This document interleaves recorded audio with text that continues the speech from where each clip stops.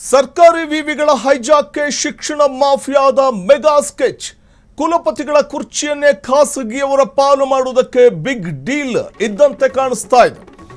ಸರ್ಕಾರಿ ವಿವಿಗಳ ನಿಯಮಾವಳಿಗಳ ಕಗ್ಗೊಲೆ ಆಗ್ತಾ ಇದೆಯಾ? ಕುಲಪತಿಗಳ ಕುರ್ಚಿಯನ್ನೇ ಖಾಸಗಿಯವರ ಪಾಲು ಮಾಡುವುದಕ್ಕೆ ಬಿಗ್ ಡೀಲ್ ಆಗಿದೆಯಾ? ಸರ್ಕಾರಿ ವಿವಿಗಳ ನಿಯಮಾವಳಿಗಳ ಕಗ್ಗೊಲೆ ಮಾಡುವಂತಹ ಒಂದು ಪ್ರಕ್ರಿಯೆ ನಡೀತಾ ಇದೆಯಾ? ವಿವಿಗಳನ್ನೇ ನುಂಗಿ ಹಾಕಿ ತಮ್ಮ ಸ್ವಂತ, ಅದು ನೋಡಿ ಗಮನಿಸ್ತಾ ಹೋದ್ರೆ ವಿವಿಗಳನ್ನ ನುಂಗ ಹಾಕಿ ತಮ್ಮ ಸ್ವಂತ ಜಾಗೀರ್ದಾರಿ ಸ್ಥಾಪನೆ ಮಾಡಬೇಕು ಅನ್ನುವಂಥ ಒಂದು ಲಾಬಿ ನಡೀತಾ ಇದೆಯಾ? ಕುಲಪತಿ ಹುದ್ದೆಗೆ ಲಾಬಿ ನಡೀತಾ ಇದೆಯಾ? ತಮ್ಮ ಸಂಬಂಧಿಕರು ಅಥವಾ ಚೇಲಾಗಳಿಗೆ ಕುಲಪತಿ ಪಟ್ಟ ಕಟ್ಟೋದಕ್ಕೆ ಸರ್ಕಸ್ ಅನ್ನ ಮಾಡಲಾಗ್ತಾ ಇದೆಯಾ? ಪಟ್ಟ ಕಟ್ಟೋದಕ್ಕೆ ಖುದ್ದು ರಾಜಕೀಯ ನಾಯಕರೇ ಫೀಲ್ಡಿಗೆ ಇಳಿದಿದ್ದಾರೆ.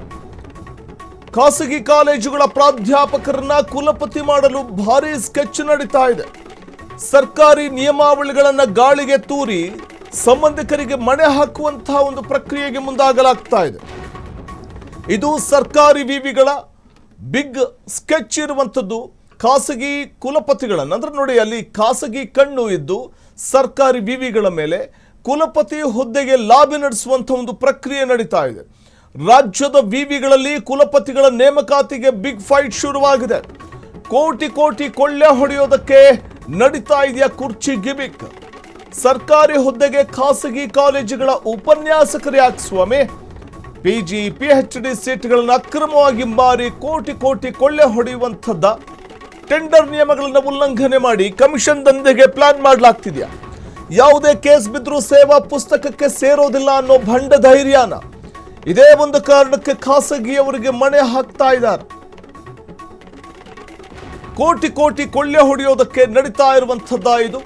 ಸರ್ಕಾರಿ ಹುದ್ದೆಗೆ ಖಾಸಗಿ ಕಾಲೇಜುಗಳ ಉಪನ್ಯಾಸಕರು ಯಾಕೆ ಬೇಕು? ಅದು ಪ್ರಭಾವಿಗಳ ಹದ್ದಿನ ಕಣ್ಣು ಈಗ ಇರುವಂಥದ್ದು ಹುದ್ದೆಯ ಮೇಲೆ. ಖಾಸಗಿ ಕಾಲೇಜುಗಳ ಪ್ರಾಧ್ಯಾಪಕರನ್ನ ತಂದು ಅಲ್ಲಿ ಕುಳ್ಳೋರಿಸುವಂಥದ್ದಿದೆಯಲ್ಲ, ಇದರ ಹಿಂದೆ ಭಾರಿ ಒಂದು ಸ್ಕೆಚ್ ಅಡಗಿದೆಯಾ ಅಥವಾ ಲಾಬಿ ಅಡಗಿದೆಯಾ? ಸರ್ಕಾರಿ ನಿಯಮಗಳೇ ಇದೆ, ಅಲ್ಲಿ ಖಾಸಗಿಯವರ ಪಾಲು ಇರಬಾರದು ಅಂತ. ಆದರೆ ಸರ್ಕಾರಿ ನಿಯಮಾವಳಿಗಳನ್ನ ಗಾಳಿಗೆ ತೂರಿ ಸಂಬಂಧಿಕರಿಗೆ ಮಣೆ ಹಾಕುವಂತಹ ಒಂದು ಪ್ರಕ್ರಿಯೆಗೆ ಮುಂದಾಗಲಾಗ್ತಾ ಇದೆ. ಈ ಕರಾಳ ಇತಿಹಾಸ ರಾಜ್ಯ ಸರ್ಕಾರಕ್ಕೇನಾದ್ರೂ ಮರೆತು ಹೋಗಿಬಿಟ್ಟಿದೆಯಾ? ಇದೇ ಟ್ರೆಂಡ್ ಮುಂದುವರೆದರೆ ಶೀಘ್ರದಲ್ಲೇ ವಿವಿಗಳ ನೋಡಿ, ರಾಜಕಾರಣಿಗಳ ಸಂಬಂಧಿಕರ ಹಾಗೂ ಪ್ರಭಾವಿಗಳ ಸ್ವಾರ್ಥಕ್ಕೋಸ್ಕರ ಇವತ್ತು ರಾಜ್ಯದ ಬಡ ವಿದ್ಯಾರ್ಥಿಗಳ ಭವಿಷ್ಯವನ್ನ ಬಲಿ ಕೊಡುವಂತಹ ಒಂದು ಪ್ರಯತ್ನಕ್ಕೆ ಕೈ ಹಾಕಲಾಗ್ತಾ ಇದೆಯಾ? ಈ ಖಾಸಗಿ ಕುಲಪತಿಗಳು ವಿವಿಗಳಲ್ಲಿ ಸರ್ವಾಧಿಕಾರಿಗಳಂತೆ ವರ್ತನೆ ಮಾಡಲಿಕ್ಕೆ ಟೆಂಡರ್ ನಿಯಮಗಳನ್ನು ಉಲ್ಲಂಘಿಸಿ ಕಮಿಷನ್ ದಂಧೆಗೆ ಮಾಡ್ತಾ ಇರುವಂತಹ ಒಂದು ಪ್ಲಾನ್ ಇದು. ಅಕ್ರಮವಾಗಿ ಲೂಟಿ ಹೊಡೆಯುವಂಥ ಒಂದು ಪ್ರಕ್ರಿಯೆಗೆ ಮುಂದಾಗಲಾಗ್ತಾ ಇದೆಯಾ?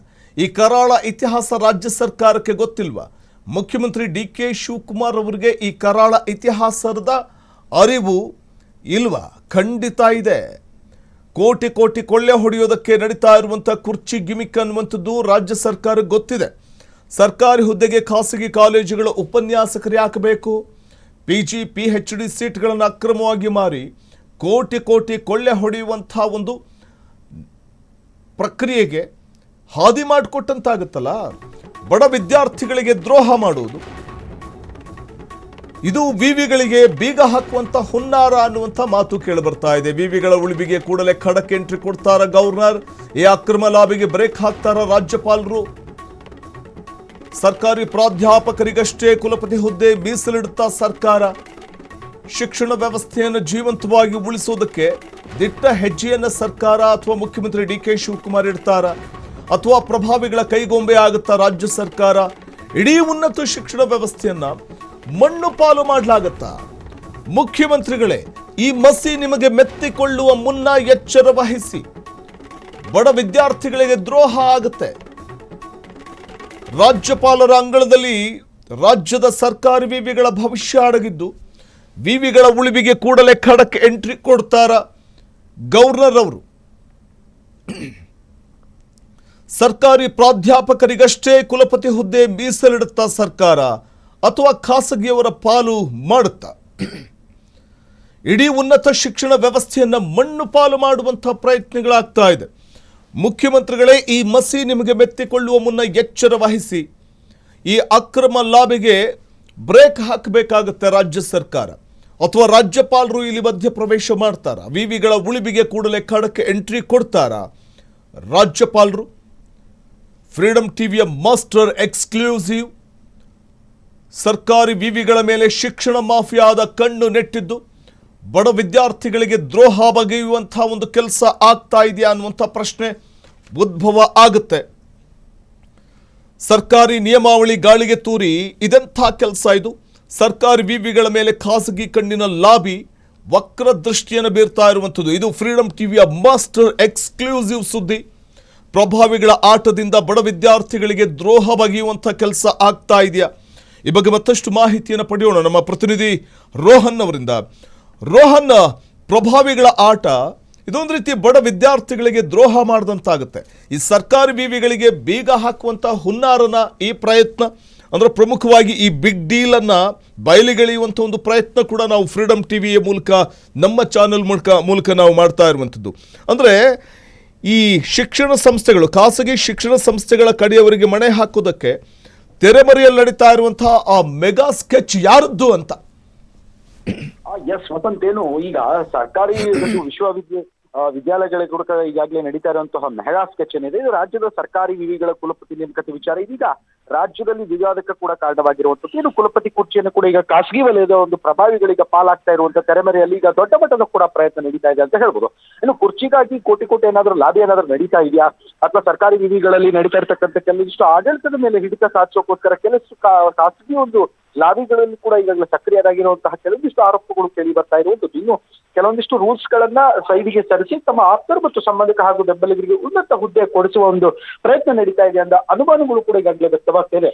ಇನ್ನು ಸರ್ಕಾರಿ ವಿಶ್ವವಿದ್ಯಾಲಯಗಳಲ್ಲಿ ಕುಲಪತಿ ಹುದ್ದೆಗಳಲ್ಲಿ ಇರ್ತಕ್ಕಂಥ ಕೆಲವೊಂದಿಷ್ಟು ರೂಲ್ಸ್ ಮಾನದಂಡಗಳನ್ನ ಸಡಿಲಗೊಳಿಸಿ ಖಾಸಗಿ ಕಾಲೇಜುಗಳಲ್ಲಿ ಪ್ರಾಧ್ಯಾಪಕರಿಗೂ ಕೂಡ ಅವಕಾಶ ಕಲ್ಪಿಸುವ ಒಂದು ಹುನ್ನಾರ ಕೂಡ ನಡೀತಾ ಇದೆ ಎಂಬ ಚರ್ಚೆ ಈಗ ದೊಡ್ಡ ಮಟ್ಟದಲ್ಲಿ ಕೂಡ ನಡೀತಾ ಇದೆ. ಇನ್ನು ವಿವಿಗಳ ಆಡಳಿತದ ಮೇಲೆ ಈಗ ಖಾಸಗಿಯವರ ಹಿಡಿತ ಯಾಕೆ ಅನ್ನುವಂತಹ ಪ್ರಶ್ನೆ ಸಹಜವಾಗಿ ಬರುತ್ತೆ. ಇನ್ನು ಕುಲಪತಿ ಹುದ್ದೆ ಸಿಕ್ಕರೆ ವಿವಿಗಳ ಪ್ರಮುಖ ನಿರ್ಧಾರಗಳು, ನೇಮಕಾತಿ ಅಂದ್ರೆ ರಿಕ್ರೂಟ್ಮೆಂಟ್ ಆಗಿರ್ಬೋದು, ಟೆಂಡರ್ ಪ್ರೊಸೀಜರ್ ಆಗಿರ್ಬೋದು, ಇವೆಲ್ಲವನ್ನು ನೋಡಿದಾಗ ಒಂದು ಅಡ್ಮಿನಿಸ್ಟ್ರೇಷನ್ ಆಡಳಿತದ ವ್ಯವಸ್ಥೆಯ ಮೇಲೆ ಈಗ ಪ್ರಭಾವ ಬೀರುವ ಸಾಧ್ಯತೆ ಕೂಡ ಇದೆ. ಇದರಿಂದ ಕೂಡ ಇರ್ತಕ್ಕಂಥ ದೊಡ್ಡ ಮಟ್ಟದ ಒಂದು ಲಾಬಿ ಕೆಲಸ ಕೂಡ ನಡೀತಾ ಇದೆ.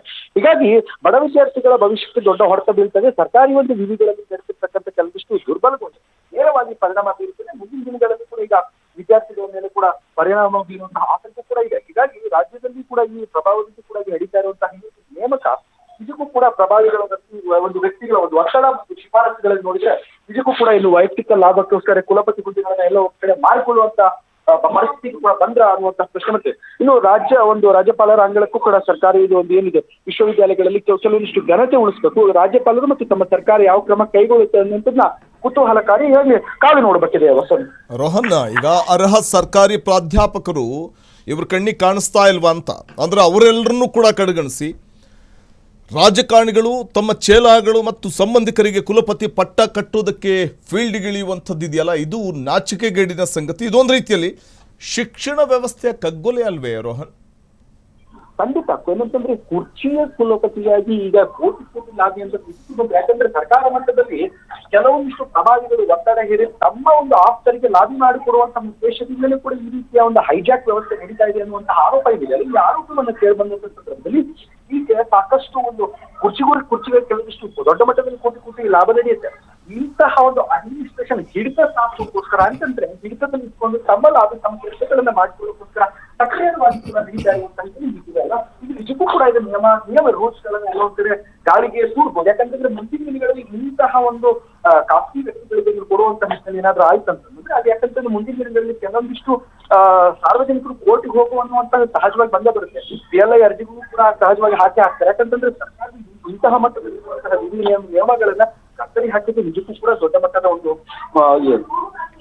ಒಂದು ಪ್ರಭಾವ ಬಳಸಿ ಈ ರೀತಿ ಮಾಡಿದ್ರೆ ನಿಜಕ್ಕೂ ಕೂಡ ರಾಜ್ಯ ರಾಜಕೀಯದಲ್ಲಿ ಕೂಡ ಈ ತರ ನಡೀತಾ ಇರೋದು ಕುಲಪತಿ ನಿಜಕ್ಕೂ ಕೂಡ ಇಂಥ ಆರೋಪ ಕೇಳಿ ಬರ್ತಾ ಇದ್ದು ಪಾರದರ್ಶಕತೆಯನ್ನು ತಡೆದಕ್ಕೆ ಹೊರತು ಈ ರೀತಿ ಮಾಡಿದ್ರೆ ನಿಜಕ್ಕೂ ಕೂಡ ಇದು ಶೋಭೆ ಅನ್ನೋದಲ್ಲ. ಹಾಗಾಗಿ ರಾಜ್ಯಪಾಲರು ಮತ್ತು ಯಾವ ರೀತಿಯಾಗಿ ಒಂದು ಕ್ರಮ ಕೈಗೊಳ್ತಾರೆ ಸರ್ಕಾರದ ಮಟ್ಟದಲ್ಲಿ ನಡೀತಾ ಇದೆ. ಇನ್ನು ಖಾಸಗಿ ಹಿಡಿತದಲ್ಲಿ ಏನಾದ್ರೂ ಕೊಟ್ರೆ ಮುಂದಿನ ದಿನಗಳಲ್ಲಿ ಸರ್ಕಾರ ಒಂದು ಯಾವ ರೀತಿಯಾಗಿ ಒಂದು ದಿಟ್ಟ ನಿರ್ಧಾರ ಕೈಗೊಳ್ಳುತ್ತೆ ಎಂಬುದು ಈಗಾಗಲೇ ಕೆಲವೊಂದಿಷ್ಟು ಪ್ರಶ್ನೆ ಅಂತ ಎದ್ದಿದೆ ಅಂತ ಹೇಳ್ಬೋದು. ಮತ್ತೆ ರೋಹನ್, ನಾವು ಪ್ರಮುಖವಾಗಿ ಗಮನಿಸ್ತಾ ಹೋದ್ರೆ ನೋಡಿ, ಸರ್ಕಾರಿ ನೌಕರರಲ್ಲದಂತಹ ಖಾಸಗಿ ವ್ಯಕ್ತಿಗಳಿಗೆ ಯಾವುದೇ ತನಿಖೆ ಬಂದರೂ ಕೂಡ ಸೇವಾ ಪುಸ್ತಕ ಅಂದರೆ ಈ ಸರ್ವಿಸ್ ಬುಕ್ ಅಂತ ಏನಿರುತ್ತೆ, ಇಲ್ಲಿ ಒಂದು ಶಿಸ್ತಕ್ರಮ, ಇಲಾಖಾ ಶಿಸ್ತಕ್ರಮದ ಭಯ ಇರೋದಿಲ್ಲ ಅನ್ನುವಂಥ ಒಂದೇ ಒಂದು ಕಾರಣಕ್ಕೆ ಇವ್ರನ್ನ ಆಯ್ಕೆ ಮಾಡಲಾಗುತ್ತಾ ಅಂತ. ಎಸ್, ಯಾಕಂತಂದ್ರೆ ಏನಂತಂದ್ರೆ ವಸಂತ್, ಈಗ CCA ರೂಲ್ಸ್ ಅಂತ ಏನಿದೆ, ಸಿವಿಲ್ ಸರ್ವಿಸ್ ಸಿಯಾಮ ರೂಲ್ಸ್ಗಳೇನಿದೆ, ಸರ್ಕಾರಿ ವಿದ್ಯಾಲಯಗಳಲ್ಲಿ ಕುಲಪತಿಯಿಂದ ನೇಮಕಾತಿ ಪ್ರಕ್ರಿಯೆ ಕೂಡ ಈಗ ಪಾರದರ್ಶಕತೆ ತರಬೇಕು. ಅಂತಹ ರೂಲ್ಸ್ ಅಂಡ್ ರೆಗ್ಯುಲೇಷನ್ಸ್ ಅಂತ ಅದಕ್ಕೆ ಆದ CCA ರೂಲ್ಸ್ ಇದೆ. ಆ ರೂಲ್ಸ್ ಪ್ರಕಾರ ಇವರೇನಾದ್ರು ನಡೆದುಕೊಂಡಿದ್ದಾರೆ ಅಥವಾ ರೂಲ್ಸ್ ಏನಾದ್ರು ನಡೆದುಕೊಂಡಿದ್ದಾರೆ, ಕೆಲವೊಂದಿಷ್ಟು ಪ್ರಶ್ನೆ ಸಹಜವಾಗಿ ಬರುತ್ತೆ. ಯಾಕಂತಂದ್ರೆ ಅವೆಲ್ಲ ಈ ಒಂದು ವಿಧಾನಸಭೆಯಲ್ಲಿ ಅಮೆಂಡ್ಮೆಂಟ್ ಆಗಿರತಕ್ಕಂಥ ಕೆಲವೊಂದು CCA ರೂಲ್ಸ್ ಗಳನ್ನ ನಿಜಕ್ಕೂ ಕೂಡ ಗಾಡಿಗೆ ಏನಾದ್ರು ಒಂದ್ ವೇಳೆ ತೂರಿಕೆ ಆದಂತ ಸಂದರ್ಭದಲ್ಲಿ ಸಹಜವಾಗಿ ಕೂಡ ಮುಖ್ಯಮಂತ್ರಿಗಳಲ್ಲಿ ಖಾಸಗಿ ಕೂಡ ಕೋರ್ಟ್ ಹೋಗೋ ಚಾನ್ಸ್ ಇರುತ್ತೆ. ವಸತಿ ಹುದ್ದೆಗಳಿಗೆ ಸೂಕ್ತ ಮಾನದಂಡಗಳನ್ನ ಒಂದು ಕಡೆಗಣಿಸಿ ಇಂತಹ ಪ್ರಭಾವಿಗಳ ಆಯ್ಕೆಗೋಸ್ಕರ ಏನಾದ್ರು ನೀಡಕ್ಕಾಗ್ತಾ ಇಲ್ಲ ಅನ್ನುವಂಥದ್ದು ಶಿಕ್ಷಣ ಕ್ಷೇತ್ರದ ಒಂದು ಬದಲು ರಾಜಕೀಯದಲ್ಲೂ ಕೂಡ ಒತ್ತಡಿಗೆ ಏನಾದ್ರು ಮಣಿತಾ ಇದ್ದಾರೆ ಅನ್ನುವಂಥದ್ದು ಸಹಜ ಬರ್ತದೆ. ಇನ್ನು ಸರ್ಕಾರಿ ವಿವಿಧಗಳಲ್ಲಿ ಅಡ್ಮಿನಿಸ್ಟ್ರೇಷನ್ ವ್ಯವಸ್ಥೆ ನೋಡಿದಂತ ಸಂದರ್ಭದಲ್ಲಿ ಶಿಕ್ಷಕರು ಹಾಗೂ ಒಂದು ಗುಣಮಟ್ಟದ ಒಂದು ಮೇಲೆ ಇರ್ತಕ್ಕಂಥ ಕೆಲವೊಂದಿಷ್ಟು ಪರಿಣಾಮ ಏನಿದೆ ಅದು ನಿಜಕ್ಕೂ ಕೂಡ ಕೆಲವೊಂದಿಷ್ಟು ಟೀಕೆ ವ್ಯಕ್ತವಾಗೋದು ಸಹಜವಾಗಿ. ಆದ್ರೆ ಸರ್ಕಾರಿ ವಿವಿಗಳ ಒಂದು ಭವಿಷ್ಯದ ಬಗ್ಗೆ ಈಗ ಸರ್ಕಾರ ಸ್ಪಷ್ಟ ನಿಲುವು ಯಾವ ರೀತಿ ಸ್ಪಷ್ಟಪಡಿಸುತ್ತೆ ಅನ್ನೋದು ಕಾದ್ ನೋಡ್ಬೇಕಿದೆ. ರೋಹನ್, ಈ ಹಿಂದೆ ನಾವು ನೋಡ್ತಾ ಹೋದ್ರೆ ಈ ಖಾಸಗಿಯವರ ಆಡಳಿತಕ್ಕೆ ಸಿಲುಕಿ ಪ್ರತಿಷ್ಠಿತ ವಿವಿಗಳು ಮುಚ್ಚಿ ಹೋದಂಥ ಕರಾಳವಾದಂಥ ಇತಿಹಾಸ ಕಣ್ಮುಂದೆನೇ ಇದೆ. ಇಷ್ಟಿದ್ರೂ ಕೂಡ ಸರ್ಕಾರ ಈಗ ಮತ್ತೆ ಇಡೀ ಉನ್ನತ ಶಿಕ್ಷಣವನ್ನು ಖಾಸಗೀಕರಣ ಮಾಡೋದಕ್ಕೆ ಹೊರಟಿದೆಯಾ? ಈ ಪ್ರಶ್ನೆ ಕಾಡುತ್ತೆ ರೋಹನ್.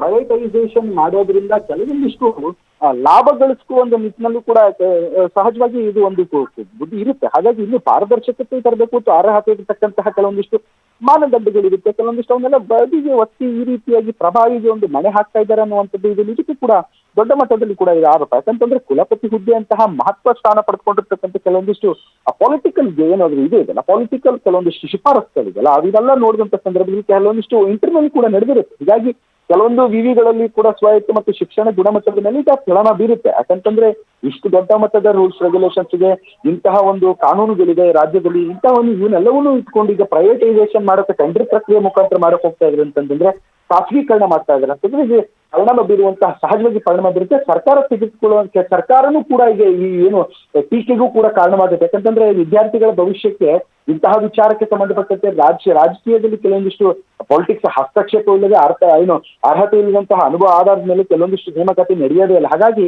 ಕೆಲವೊಂದಿಷ್ಟು ಏನಂತಂದ್ರೆ ಸರ್ಕಾರಿಯ ಒಂದು ವಿವಿಗಳ ಒಂದು ಘನತೆ ಉಳಿಸಬೇಕು, ರಾಜ್ಯ ಸರ್ಕಾರ ಪಾರದರ್ಶಕತೆ ತರಬೇಕು. ಈ ರೀತಿ ಪ್ರೈವೇಟೈಸೇಷನ್ ಆಗ್ತಾ ಹೋದಂತಹ ಸಂದರ್ಭದಲ್ಲಿ ದೊಡ್ಡ ಮಟ್ಟದ ಟೀಕೆಗೆ ಗುರಿ ಆಗೋದು ಸಹಜವಾಗಿ ವಸಂತ್. ಧನ್ಯವಾದ ರೋಹನ್ ತಮ್ಮೆಲ್ಲ ಮಾಹಿತಿಗಾಗಿ.